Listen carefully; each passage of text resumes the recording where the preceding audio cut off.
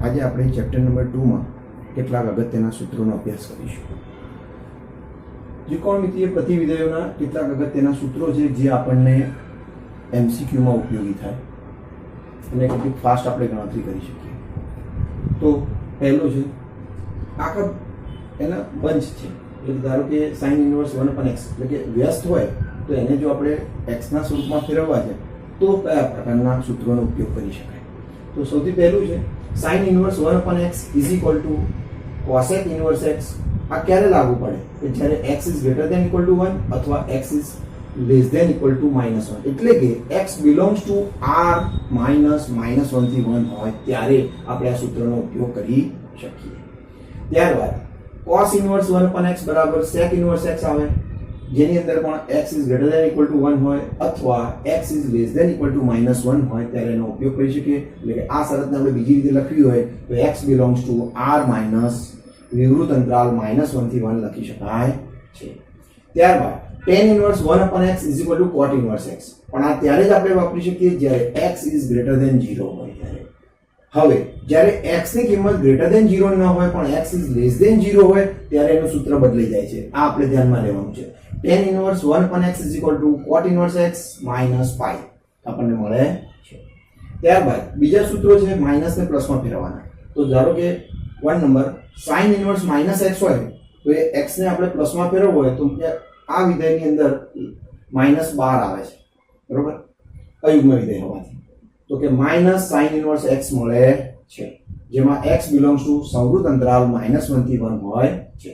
ત્યારબાદ એવી જ રીતે tan ઇન્વર્સ -x માં પણ equal to tan inverse x મળે છે, જ્યાં x belongs to r હોય છે. અને એવી જ રીતે cosec ઇન્વર્સ -x બરાબર cosec ઇન્વર્સ x કે જ્યાં x no માનાંક is greater than equal to 1, અને આ શરતને આપણે અન્ય રીતે લખવી હોય તો x belongs to r -1 થી 1 રીતે પણ લખી શકીએ છીએ. તો આ બધા સૂત્રો છે એ અયુગ્મ વિધેયના છે, જેની અંદર આપણો x જો ઋણ હોય તો એ sin 12 આવે છે અને પોતે ધન થાય છે, બરોબર. હવે આપણે જે ત્રીજા નંબરની અંદર જોઈએ તો કે cosec ઇન્વર્સ -x. તો આ cosec એટલે આપણે યુગ્મ વિધેયો કે જેની અંદર આપણે -1 હોય, ધારો કે cos x હતા એ જો cos x માઈનસ હોય તો એવા સંજોગોમાં આપણે cos -x બરાબર આપણે cos x લેતા હતા. તો અહીંયા cosec ઇન્વર્સમાં શું થાય છે જુઓ તમે. તો cosec ઇન્વર્સ -x હોય તો કે pi cosec ઇન્વર્સ x મળે છે, અને જે x belongs to સંવૃત અંતરાલ -1 થી 1 હોય છે. હવે sec ઇન્વર્સ -x હોય તો એની કિંમત મળે છે pi sec ઇન્વર્સ x, કે જ્યાં x નો માનાંક છે is greater than equal to 1, એટલે કે આ શરતને આપણે બીજી રીતે લખીએ તો x belongs to r -1 થી 1 લખી શકીએ છીએ. ત્યારબાદ cot ઇન્વર્સ -x બરાબર આપણને pi cot ઇન્વર્સ x મળે છે, જ્યાં x belongs to r હોય છે. એટલે કે આ cos ના રિલેટેડ જે પણ સૂત્રો છે, cos નો વ્યસ્ત sec અને cos sin cot, બરાબર. તો એ અનુસાર જોવા જઈએ તો જ્યાં cos ની પ્રભુત્વ છે એવા બધા સૂત્રોમાં pi માઈનસ આવે છે, અને જ્યાં sin છે ત્યાં આગળ -12 નીકળી જાય છે. આ ખાસ ધ્યાનમાં લેવાનું રહેશે. ત્યારબાદ ચોથા નંબરમાં નિત્ય સમૂહ છે. આ બહુ જ મહત્વના સૂત્રો છે જેનો ઉપયોગ ઘણી બધી જગ્યાએ આપણે આગળ કરીશું. તો કે પહેલું છે sin inverse x cos inverse x pi/2, જ્યાં x belongs to સંવૃત અંતરાલ -1 થી 1 મળે છે. બીજું છે tan inverse x cot inverse x pi/2, જ્યાં x belongs to r મળે છે. ત્યારબાદ ત્રીજું સૂત્ર છે cosec inverse x sec inverse x pi/2, જ્યાં x no માનાંક is greater than equal to 1, એટલે કે આ શરતને આપણે બીજી રીતે લખીએ તો x belongs to r -1 થી 1 મળે છે. ત્યારબાદ પાંચમા સૂત્રનો પાંચમો જે બંધ છે એમાં જોઈએ તો આપણે તો કે પહેલું tan inverse x tan inverse y બરાબર આપણે tan આલ્ફા પ્લસ બીટા ના જેમ સૂત્રો હતા એના જેમ જ આ સૂત્ર છે. તો tan inverse x tan inverse y tan inverse x y upon 1 xy મળે છે. હવે આ સૂત્ર ક્યારે વાપરી શકાય તો જ્યારે કે x અને y નો ગુણાકાર <1 થતો હોય ત્યારે. હવે ધારો કે ન થાય તો એવા સંજોગોમાં ત્રીજા નંબરનું સૂત્ર યુઝ થાય છે જેમાં xy is greater than 1 હોય ત્યારે. તો કે ત્યારે tan inverse x tan inverse y pi plus અહીંયા pi ઉમેરાઈ જાય છે, એટલે pi tan inverse x y upon 1 xy મળે છે.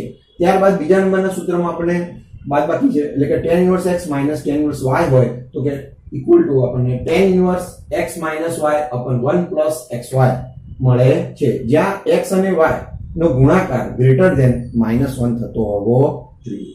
તો આ આપણને 5મા નંબરના સૂત્રો. હવે 6થા નંબરના જે સૂત્રો છે એ બધા 2θ વાળા સૂત્રો છે. તો એ 2θ જે સૂત્રો આપણે sin 2θ ના એ રીતે ભણતા હતા ને એના રીતના સૂત્રો છે. તો આમાં જુઓ તમે ધ્યાન આપશો એટલે અંદાજ આવી જશે. તો કે અહીંયા ફર્સ્ટમાં છે 2 tan ઇન્વર્સ x હોય તો એની વેલ્યુ આપણે sin માં કન્વર્ટ કરવી હોય તો કઈ રીતે કરી શકાય? તો કે is equal to sin inverse 2x upon 1 plus x square મળે છે, જ્યાં માનાંક x is less than equal to 1 અથવા -1 less than equal to x less than 1 મળે છે. હવે ત્યારબાદ બીજું સૂત્ર છે 2 tan inverse x બરાબર cos inverse 1 minus x square upon 1 plus x square મળે છે, અને આ સૂત્રમાં શરત એ છે કે x ની કિંમત greater than equal to 0 હોવી જોઈએ.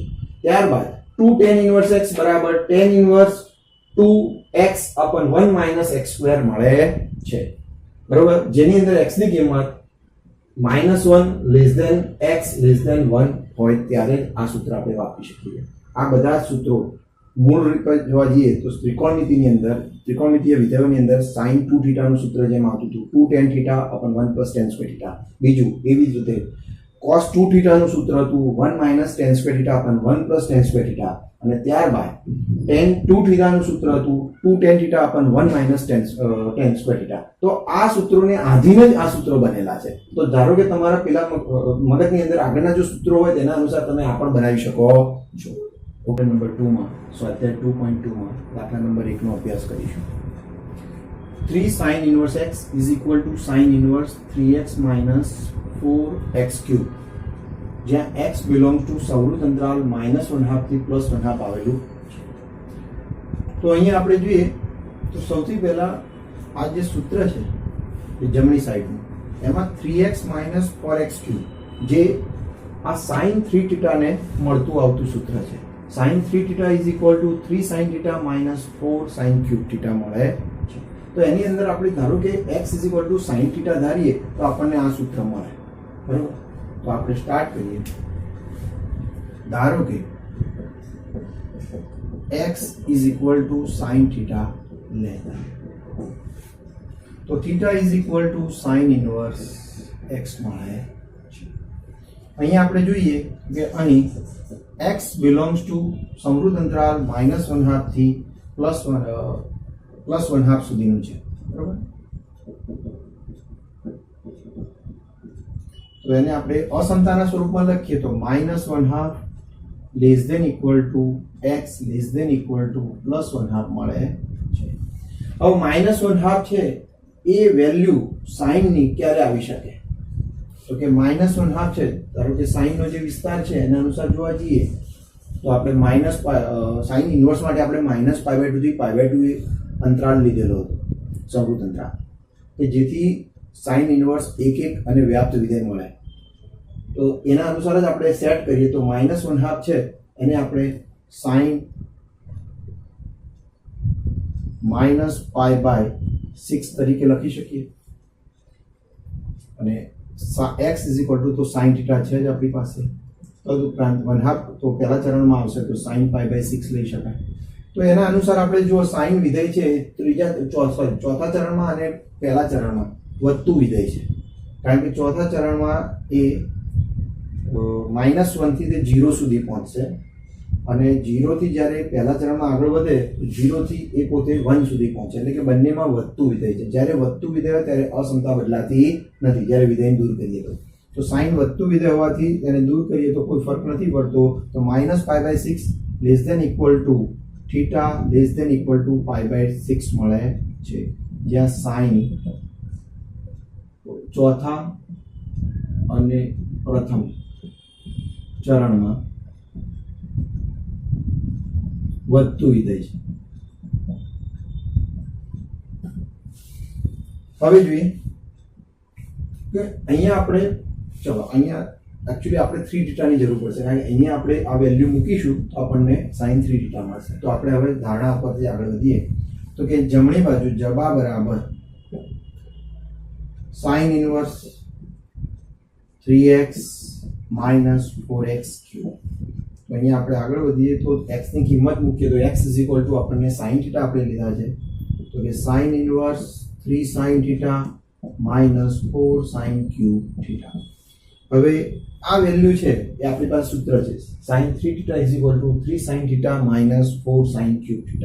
તો આ વેલ્યુ આપણે મૂકી દઈએ sin 3θ ની તો sin ઇન્વર્સ sin 3θ. હવે sin ઇન્વર્સ અને sin કેન્સલ કરી શકાય ક્યારે જ્યારે આપણો 3θ છે એ sin ઇન્વર્સના પ્રદેશમાં હોવો જોઈએ. તો sin θ માટે આપણે શું નક્કી કર્યું છે તો થીટાના અનુસાર આપણે 3θ માં કન્વર્ટ કરીએ તો એમાં 3 વડે મલ્ટીપ્લાય કરીએ તો -π/2 <= 3θ <= π/2 મળે. હવે જે પોતે sin ઇન્વર્સનો વિસ્તાર છે તો અહીંયા આપણે જોઈએ તો કે sin ઇન્વર્સ ને sin બંને કેન્સલ થઈ શકે કારણ કે 3θ આપણા વિસ્તારમાં છે.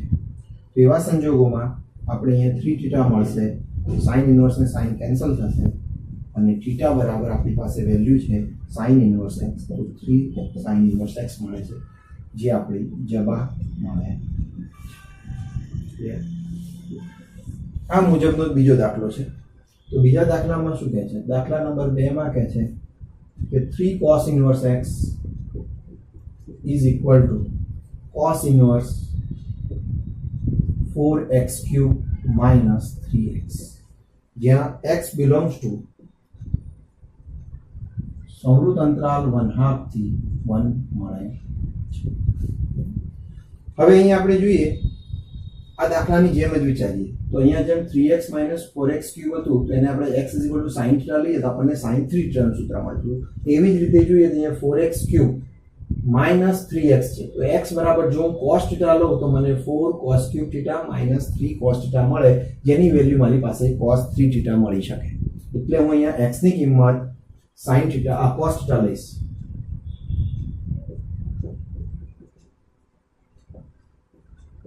લેતા θ = cos inverse x મળે. હવે આપણી પાસે જે અંતરાલ આપ્યો છે એને અનુસાર જોઈએ તો આ અંતરાલમાં આપણે સંવૃત અંતરાલ છે તો એનો સીધો અસમતાના સ્વરૂપમાં લખીએ તો કે અહીં +1/2 <= x <= 1 આપેલ છે. તો એના અનુસાર આપણે કિંમતો મૂકીએ તો અહીંયા આપણે x ની કિંમત cos θ મૂકીશું.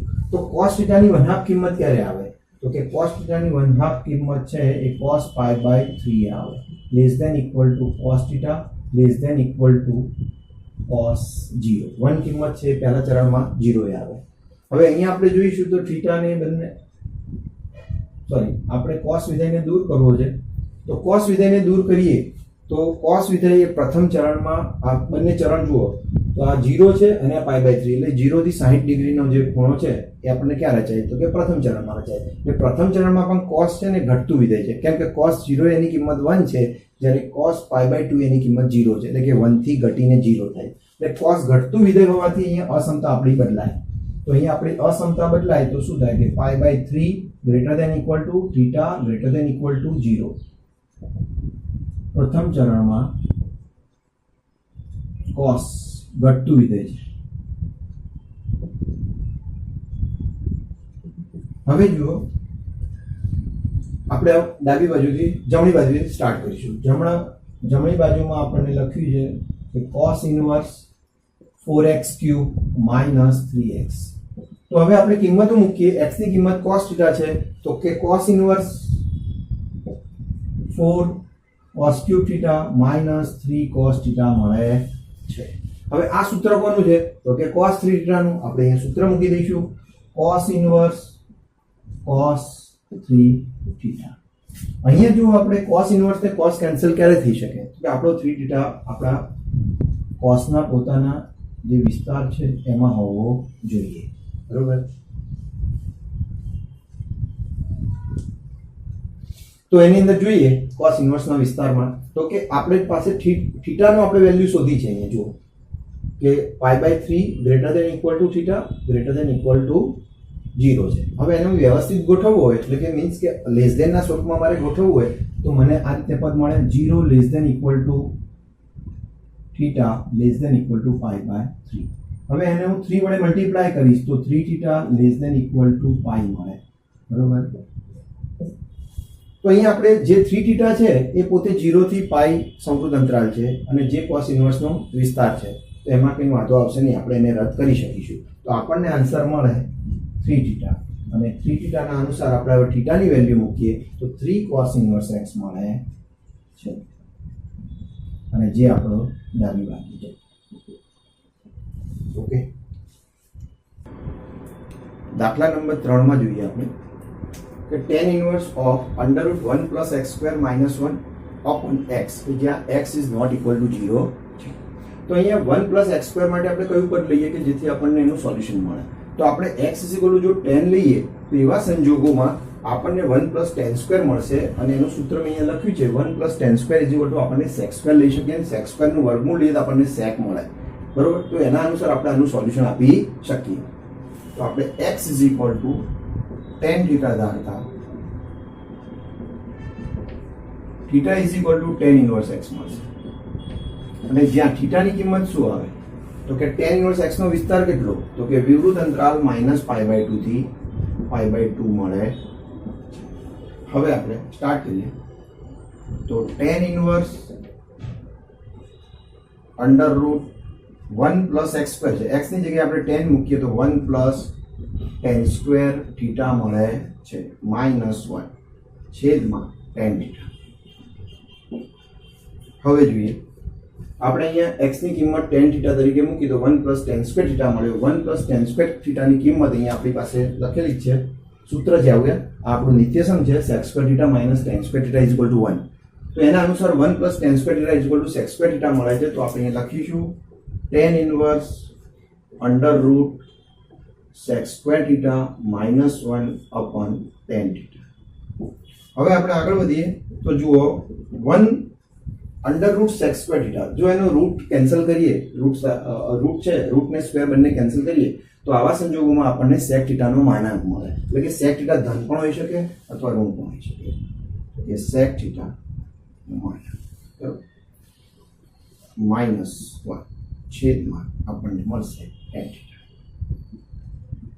હવે આપણે જાણીએ છીએ કે આપણો થીટા છે બિલોંગ્સ ટુ વિવૃત અંતરાલ -π/2 થી π/2, એટલે કે ચોથા ચરણમાં અને પહેલા ચરણમાં છે. હવે ચોથા ચરણ અને પહેલા ચરણમાં cos થીટા પોતે ધન છે. હવે cos થીટા ધન તો sec પણ ધન. તો એવા સંજોગોમાં આપણે થીટા બિલોંગ્સ ટુ વિવૃત અંતરાલ -π/2 થી π/2 હોવાથી આપણે sec થીટાને ધન લઈ શકીએ.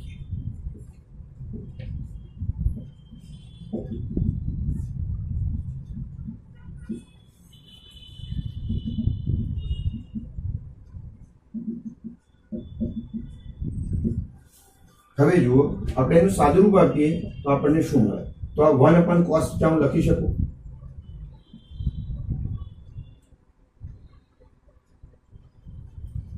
-1 છેદમાં sin θ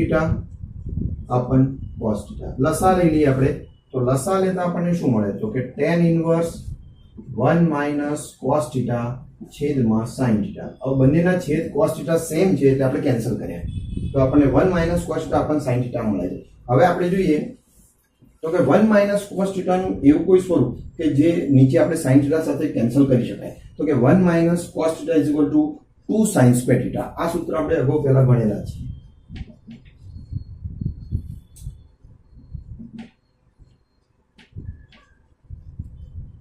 θ/2 આવશે, બરાબર? θ અડધો થઈ જશે.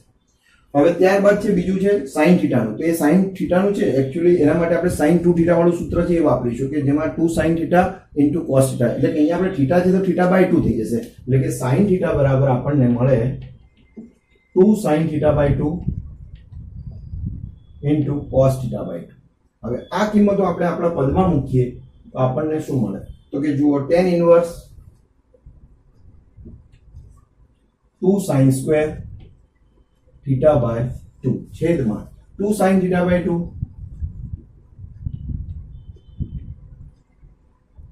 cos θ/2.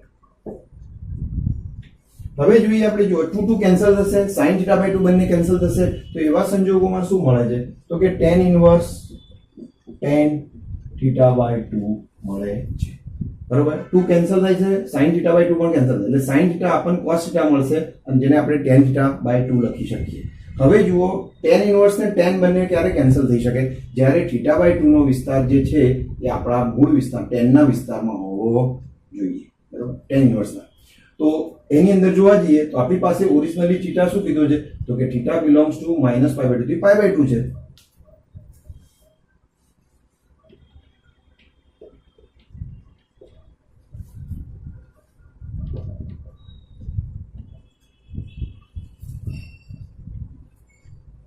તો એવા સંજોગોમાં θ/2 બરાબર શું મળે? તો θ/2 બરાબર જોવા જઈએ તો આપણને -π/4 થી π/4 મળશે, ડિવાઈડ કરીશું, બરાબર.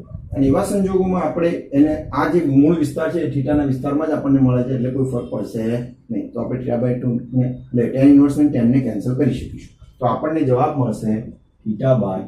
તો θ શું મળે? તો કે θ આપણી પાસે છે tan ઇનવર્સ, તો 1/2 tan ઇનવર્સ આપણો આન્સર થાય, જે આપણું સાદું રૂપ મળે છે. દાખલા નંબર 4 માં tan inverse of under root 1 - cos x upon 1 plus cos x, જ્યાં 0 x π, બરોબર.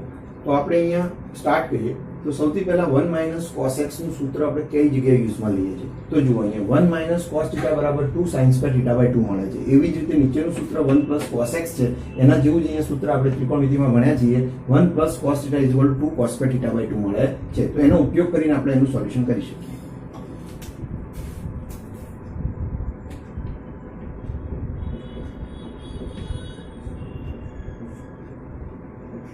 1 - cos x છે, અહીં ત્યાં θ આપેલા છે, અહીંયા x છે, તો આપણે શું લખીશું? 2 sin square x/2 છેદમાં 1 plus cos x છે, અહીંયા 1 plus cos θ છે, તો એના માટે આપણે લખીશું 2 cos square x/2 bracket complete. હવે જુઓ 2 કેન્સલ થઈ જશે તો આપણને શું મળે? તો કે tan inverse of under route tan square x/2 મળે છે. હવે અહીંયા આપણે tan સ્ક્વેર છે અને રૂટ છે, તો રૂટ અને tan સ્ક્વેર બંને કેન્સલ થાય, તો એવા સંજોગોમાં આપણને માનાંકમાં tan x/2 મળે. તો અહીંયા આપણે લખીશું tan ઇનવર્સ માનાંકમાં tan x/2, બરાબર. હવે જોઈએ tan નો માનાંક છે, આપણી પાસે વિસ્તાર આપી દીધો છે, અહીંયા વિસ્તાર કેટલો કીધો છે? 0 x π છે. તેનો મતલબ કે x/2 કરીએ તો 0 બધાને 2 વડે ભાગીએ તો x/2 π/2 મળે છે, બરોબર. તો આપણે આ વિસ્તાર કયો થયો? 0 થી π/2 એટલે પ્રથમ ચરણ થયો. આ પ્રથમ ચરણમાં tan પોતે શું છે? તો કે ધન છે. તો એવા સંજોગોમાં tan ઇનવર્સ tan x/2 મળે છે. હવે જુઓ tan ઇનવર્સ ને tan કેન્સલ ક્યારે થાય? જ્યારે tan નો પોતાનો પ્રદેશ કહેવાશે અને tan ઇનવર્સ નો પોતાનો વિસ્તાર કહેવાશે.